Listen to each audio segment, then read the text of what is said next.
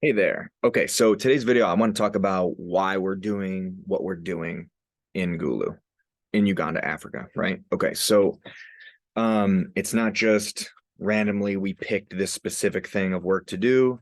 Um, there's been a lot of thought, years of kind of work has been going into this specific thing. So at first, B Number generally started off as a t-shirt company. We were traveling around and we were giving out clothing to children. And then if we were lucky enough, we were able to do some work in the community. And it was beautiful. Um, Wanted to transition it to do some deeper work within the community. Over the course of a few years, that led me to Gulu. I don't know how necessarily or why. I had a friend that had been there before, and she connected me with these Kenyan missionaries who lived there, and they ran a school. So, I wanted to do something around children still, like I've always been under the belief that in order to break really a generational cycle of poverty, you got to focus on the child too, right? Like the children are like the best to work with. So that's why really. So went there. The school thing kind of fell through.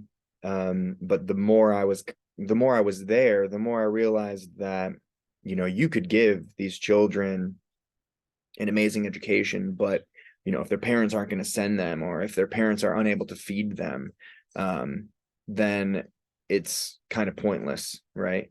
So I befriended these ladies who were former prostitutes. Some of them were refugees. Some of them were married at like a very young age to, army men in the area. And yeah, so that's kind of how it's not like they were like slaves. It's not like they were like in like the trafficked, if you see like Taken or something. It wasn't like that, right? It was just like they were basically so poor and they didn't have any opportunities that prostitution was essentially an opportunity. Come here. So we started a bakery, or yeah, we started a bakery, and it was successful. So it started off with 5, and then it grew to, over the course of like 5 years, it grew to 12. But obviously, there were lessons learned looking back, right? And one of the lessons learned was I was taking a lot of, it's not bad, but it's just, I was taking a lot of Western ideas on how to run business and, my experience with my family and stuff and how businesses are kind of run here. Um, I was taking all these ideas there and trying to implement them. And it was successful, but there were a lot of things that I think I overlooked, and that could have just been because I was younger, I guess. And anyway, we kind of grew from that, and we tried to do microloans for a while. And that was a fascinating learning experience. And then we tried to do just simply giving, where we would almost like you provide a stable income monthly, and to see, if the basic needs are met, how does that affect change within a family unit? And we, gathered a lot of information from there.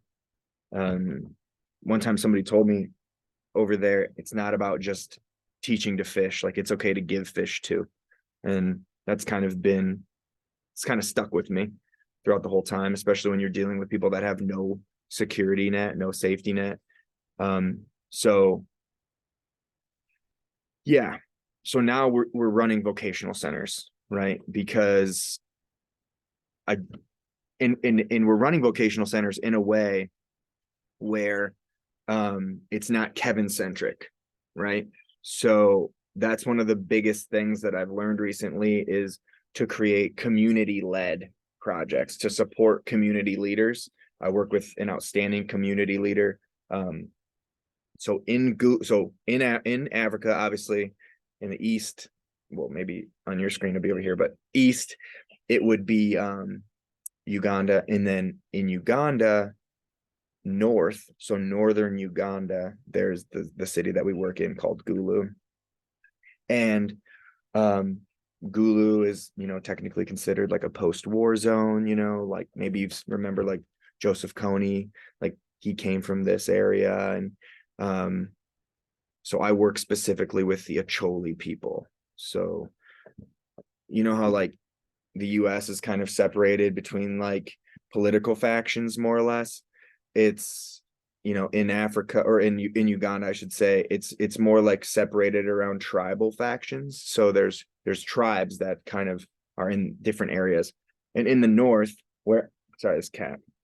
In the north where I am, or where I work, it's the Acholi tribe. So this is the Acholi people. So initially I was working with Kenyans, which they are very successful in this area as well.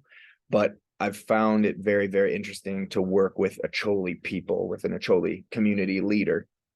And by doing so, doors have been opening rather quickly and fairly easily. And yeah, it's, oops, sorry. Here, come here. So essentially, it has become less Kevin centric and more Acholi centric, right? So, yeah, we're running vocational centers, community led vocational centers. We're not just training Acholi women. We're training anybody who basically wants to come to the center within reason. Obviously, we have a cap because we only have so many resources. And the reason that we're choosing women, because this has been a question for a few people, it's not it's fairly common for women to be raising children alone. So and a lot of these women were impregnated at a very young age. And it's just it's a different society. So and even women here, obviously women, and especially teenage mothers, have a certain set of challenges, and those challenges are very real there. And there are very, very limited opportunities when it comes to this demographic of people. So anyway, we're trying to equip this demographic of people with skills, so so they can obviously take control of their own life, more or less.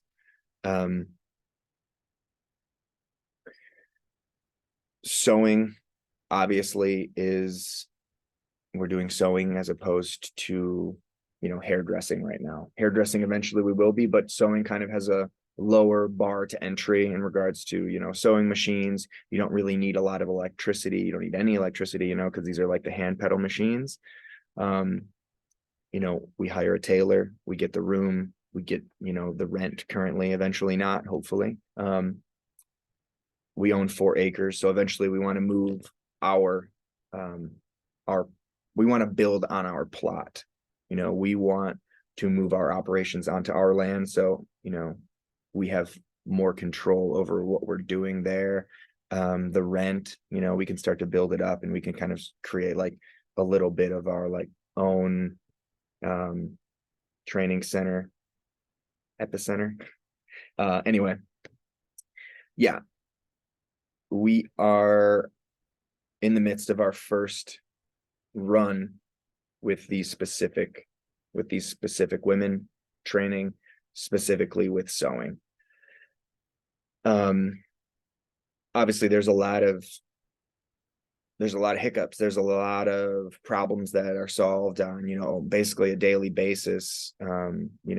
Whether that's intake forms and trying to figure out where these people have been, and where are their children, how many children do they have, kind of who are you, and then here's the training program, getting the tailor. How's the tailor? Is he or she showing up to work every day? And then over time, what skills have really been learned? Because obviously every dollar that comes in, it's important for us to make it efficient. you know, the people who have been donating, I know basically all of them very personally, right? So it's like, it's my responsibility and it's my duty to like make sure that these things are done properly, you know, and it's not just thrown, like, we're not trying to throw money at the problem to solve something, you know. um and I'm confident that you're expecting due diligence, you know, and I want to like assure you that that's what's happening here. And yeah, basically we care about what we're doing, and I'm trying to keep everybody updated on what, why, and how. um we did just fundraise. We're at 5,000, trying to do 7,000, but the 5,000 is going to be obviously game changing for these people and for our program. So first 2,000 is going to go to replacing all the machines that were stolen, and then the other 3,000 is going to go to starting to build toward our I guess we call it a hall, our hall that we will build on our 4 acres to eventually move or transition our training center to. So that's where we are. I'm in talks with a few people about at one point going over there. I know that it can be a bit frightening or a bit daunting for some people, um, and it is understandable. But I think we would have an amazing time. I think if nothing else, I can assure you that it would be life changing, for sure, to witness other humans, um, just like you, um, living a completely different life. You go over there with unknown expectations, and you know you have a lot of them shattered, and it's very helpful and it's very healthy.